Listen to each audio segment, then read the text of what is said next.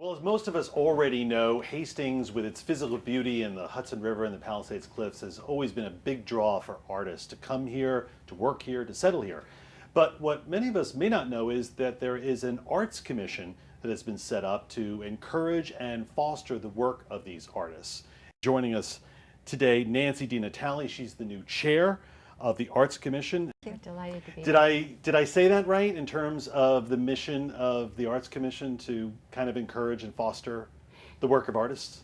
Very much so. I usually add to that we're not only encouraging and fostering the artists that are here in Hastings, and that's probably our primary role, but we're also bringing to Hastings art from other places that we feel is important to Hastings.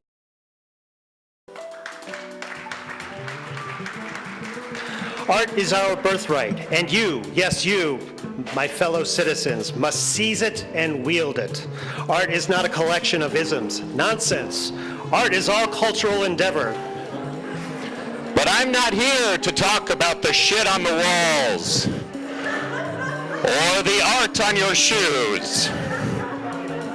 I'm here because I was told there would be booze.